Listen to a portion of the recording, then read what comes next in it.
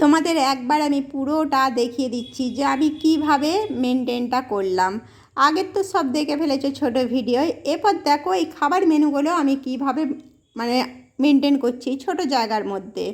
আর প্রথমে তোমাদের মেনুগুলো একবার বলে দিই। এখানে 1 হাঁড়ি ভাত আছে আর পাশে 1 হাঁড়ি রাখা আছে। দুটো হাঁড়িকে আমি আলাদা করে ফেলেছি, একটা ঢেলে ফেলেছি, নাহলে নষ্ট হয়ে যেতে পারে। তারপরে পোস্ত, চিকেন, আর এদিকে আছে পায়েস, মাছের ঝাল, শাক, চাটনিটা আমি আগে করে রেখেছিলাম, সেই কারণে ফ্রিজ থেকে এখন বার করে নিলাম। ফ্রিজের মধ্যে আছে দই, মিষ্টি আর ডাল।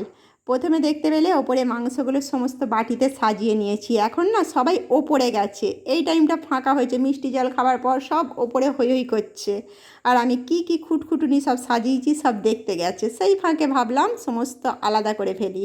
ভাতগুলো দেখো 3টে থালায় তুলে ফেলছি, আর আগেই আমি আসনগুলো পেতে ফেলেছি, এতে দেখবে দিতে খুব সুবিধা হয়। আর পোস্তগুলো দেখো আমি ছোট ছোট জায়গায় সব তুলে ফেলছি, খুব একটা ছোট জায়গা নয়, আমার এই ডেচকিগুলো ভালোই মোটামুটি বড়। ডালটাও দেখো সব আধা আধা করে তুলে নিচ্ছি, এতে দেখবে দিতে খুব সুবিধা হয়।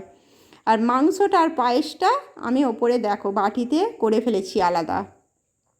ওগুলো বাটিতে দিলে না বেশি ধরফর করতে হবে না, নাহলে আগে না একদম এগুলো মেনটেন করতে পারতাম না, কীভাবে দেবো, সেই গায়ের ওপরে গা পড়ে যেত সবাই মিলে।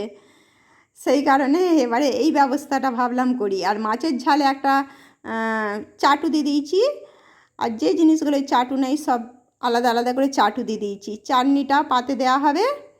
আর এবার চলো বার করে ফেলি দইটা, আর কি যেন ভুলে যাচ্ছি, দইটাই।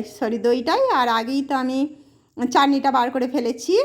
সব মেনু তো আর মনে থাকে না আমার এতদিন পর, আর ঠিক আমি পারফেক্টভাবে বলতেও পারি না, যেটুকু তোমাদের দেখিয়ে দিচ্ছি, দেখে নাও।